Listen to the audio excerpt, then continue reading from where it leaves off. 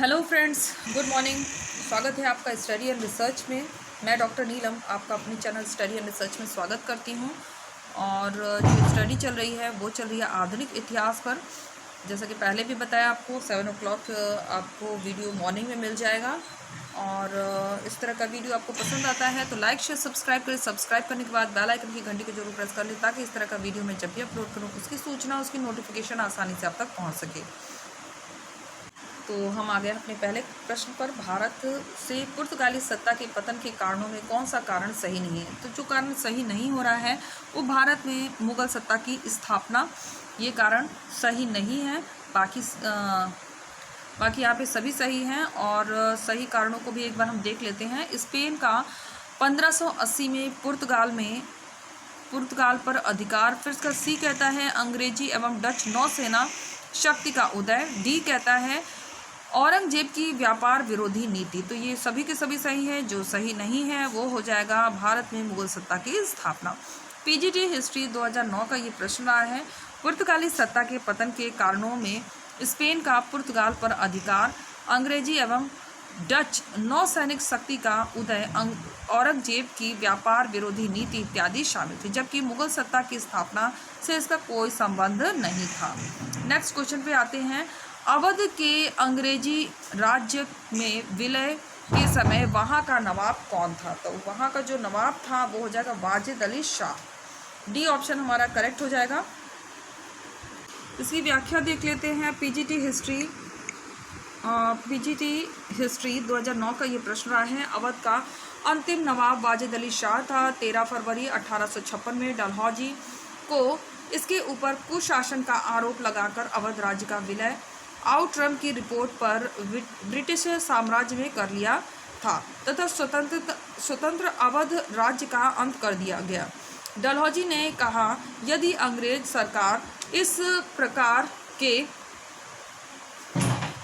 के कुशासन को, जिसमें करोड़ों लोग पिस रहे हैं, अधिक समय तक चलाने में सहायता देती है तो मानव और ईश्वर दोनों की दृष्टि में दोषी होगी।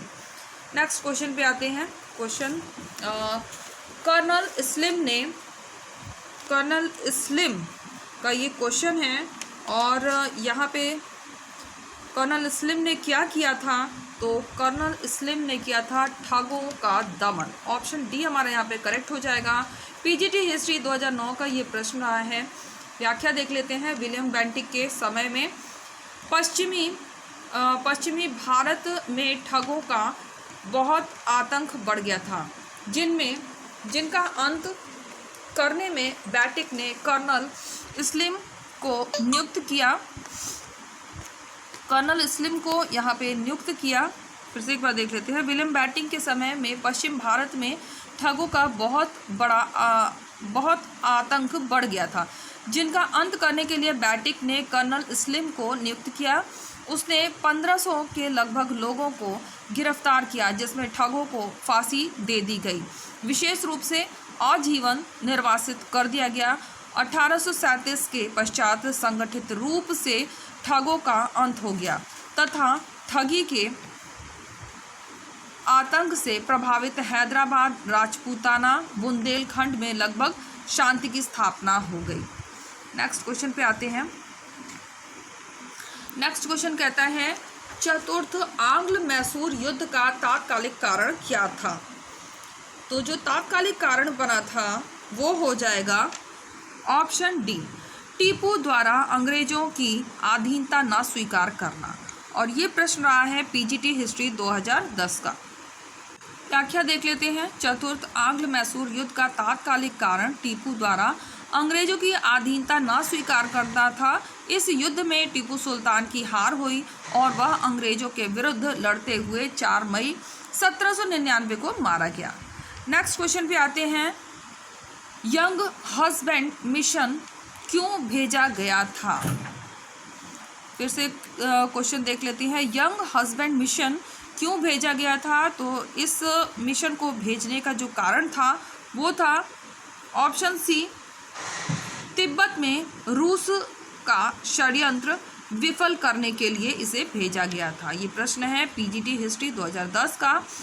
यंग हस्बैंड मिशन अंग्रेजों द्वारा तिब्बत में रूस का षड्यंत्र विफल करने के लिए भेजा गया था।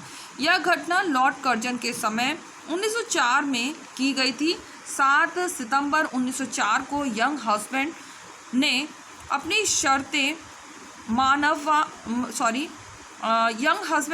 शर्तें मनवा ली, जिसके अनुसार तिब्बत को 1 लाख रुपया आर्थिक दर्द से 75 लाख रुपए युद्ध क्षति के रूप में देने थे।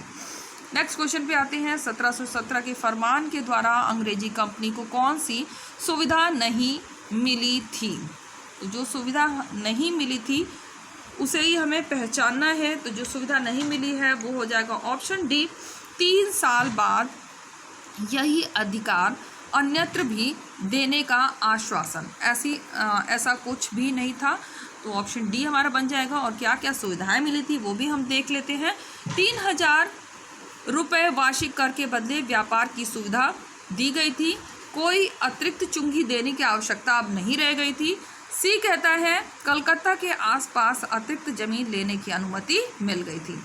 पीजीटी हिस्ट्री 2010 का ये प्रश्न रहा है। मुगल बादशाह 1717 ईस्वी के फरमान द्वारा बंगाल में 3000 वार्षिक कर अदा करने पर ईस्ट इंडिया कंपनी को उसके समस्त व्यापार में सीमा शुल्क से मुक्त कर दिया गया था। इस फरमान के द्वारा कंपनी को कलकत्ता के आसपास के 38 गांवों को खरीदने का अधिकार मिल गया और कंपनी द्वारा बम्बई में ढले सिक्के को समूचे मुगल साम्राज्य में चलाने के लिए छूट मिल गई। सूरत में फरमान द्वारा 10,000 रुपये वार्षिक कर देने पर कंपनी के समस्त व्यापार को आयात निर्यात कर से मुक्ति दिया गया। नेक्स्ट पर आते हैं।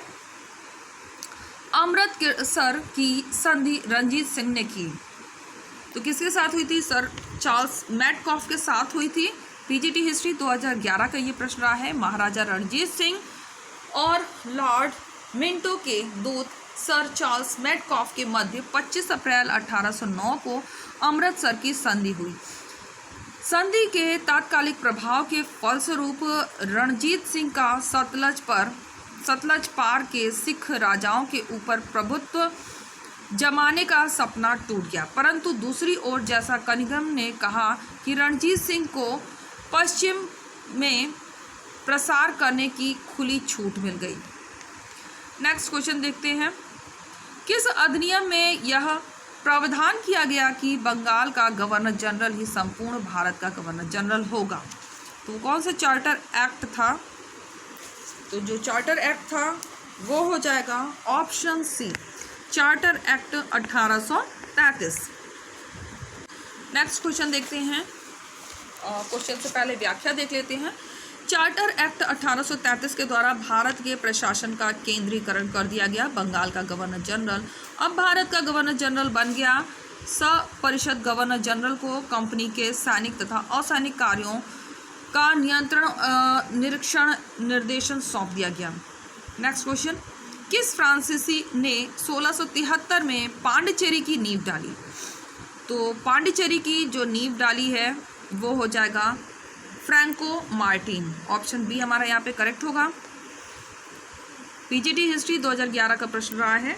1673 में फ्रेंच ईस्ट इंडिया कंपनी के निर्देशक फ्रैंको मार्टिन ने वली कोंडापुर की सुबेदार शेर खां लोधी के से पदुचेरी नामक एक गांव प्राप्त किया, जिसे कालांतर में पांडिचेरी के नाम से जाना जाता है। Next question. लॉर्ड कॉर्नवालिस का मकबरा कहाँ पर स्थित है? तो लॉर्ड कॉर्नवालिस का जो मकबरा है वो गाजीपुर में स्थित है। ऑप्शन सी हमारा यहाँ पे करेक्ट हो जाएगा। पीजीटी हिस्ट्री 2013 का ये प्रश्न रहा है। लॉर्ड कॉर्नवालिस का मकबरा गाजीपुर में स्थित है। 1786 में कॉर्नवालिस बंगाल का गवर्नर जनरल बनकर भारत आए। वह ब्रिटिश शासन का एकमात्र गवर्नर जनरल था जिसकी मृत्यु भारत में हुई और उसे दफनाया भी गया भारत में। कोलकाता से दिल्ली राजधानी स्थानांतरण के समय भारत का वायसराय कौन था? तो इस समय जो भारत का वायसराय था वो हो जाएगा लॉर्ड हार्डिंग। ऑप्शन डी हमारा यहाँ पे करेक्ट हो जाएगा, लॉर्ड हार्डिंग। लॉर्ड हार्डिंग ऐसे वायसराय थे जिनके शासनकाल में कोलकाता से दिल्ली भारत में राजधानी स्थानांतरित हुई। 1912 ईस्वी में दिल्ली राजधानी बनी और यद्यपि राजधानी को दिल्ली स्थानांतरण करने की घोषणा 1911 में की गई थी। नेक्स्ट क्वेश्चन पे आते हैं। फिर से आप सबको मैं बताना चाहूँगी कि अगर इस तरह का वीडियो आपको पसंद आता है तो लाइक शेयर सब्सक्राइब करें। सब्सक्राइब करने के बाद बेल आइकन की घंटी को जरूर प्रेस कर लें ताकि इस तरह का वीडियो मैं जब भी अपलोड करूँ उसकी सूचना आप तक आसानी से पहुँच सके। चलिए नेक्स्ट क्वेश्चन पर आते हैं। कब गवर्नर जनरल ने वायसराय की अतिरिक्त उपाधि प्राप्त की?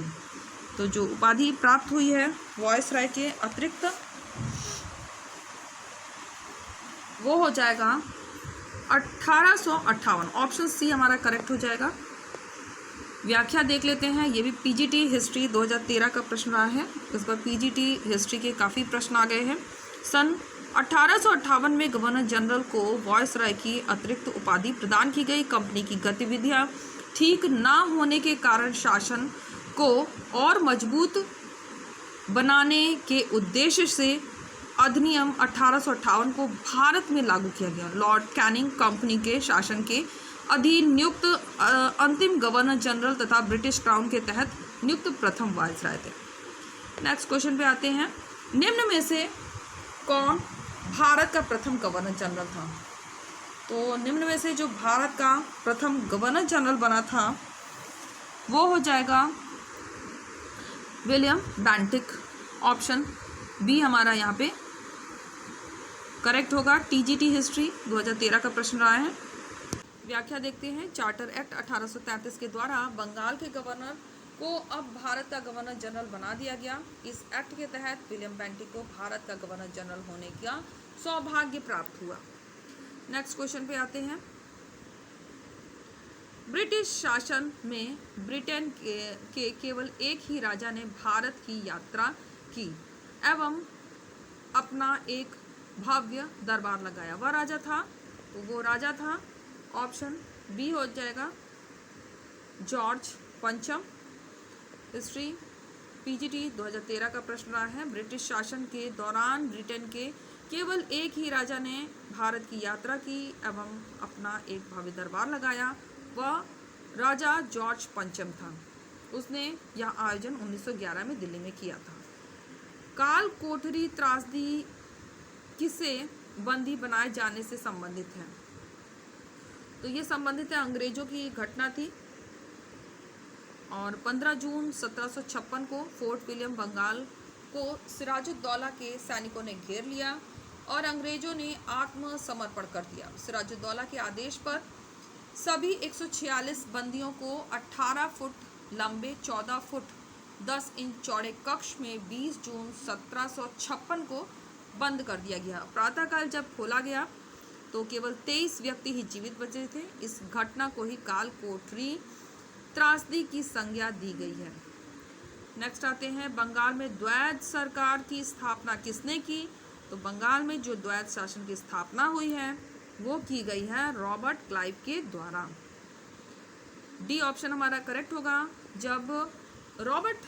जब क्लाइव दोबारा अंग्रेजी कंपनी का गवर्नर बनकर भारत आया उस समय मीर कासिम को गद्दी से उतार दिया गया। मीर जाफर की मृत्यु हो चुकी थी। एक छोटा बच्चा नजमुद्दौला बंगाल का नवाब था। क्लाइव ने 1765 में नवाब की से दीवानी कंपनी के लिए ले लिया और निजामत प्रशासन नवाब के पास रहने दिया, अर्थात इसे द्वैध शासन व्यवस्था कहा गया और 1765 से 1772 तक ये ऐसे ही चलता रहा। नेक्स्ट क्वेश्चन पे आते हैं। भारतीय तरीकों में सुधार हेतु कॉर्नवालिस द्वारा उठाए गए न्यायिक सुधारों की आलोचना कीजिए। तो क्या न्यायिक सुधार किए गए थे? ये था एक्सक्यूज मी, तो ये था ऑप्शन सी हो जाएगा जेम्स मिल। और व्याख्या देख लेते हैं। ये हमारा इस वीडियो का अंतिम प्रश्न है। भारतीय तरीकों में सुधार हेतु कॉर्नवालिस द्वारा उठाए गए न्यायिक सुधारों की आलोचना जेम्स मिल ने की थी। न्याय व्यवस्था में कॉर्नवालिस का कार्य और भी अधिक महत्वपूर्ण था। उसने न केवल कार्यकारिणी तथा न्याय अधिकारों को ही पृथक किया, बल्कि न्याय को जनसाधारण तक पहुंचाने का भी प्रयत्न किया। तो यहाँ हमारे क्वेश्चन समाप्त होते हैं। मिलेंगे हम नेक्स्ट वीडियो में, तब तक अपना ख्याल रखें। Take care and bye bye.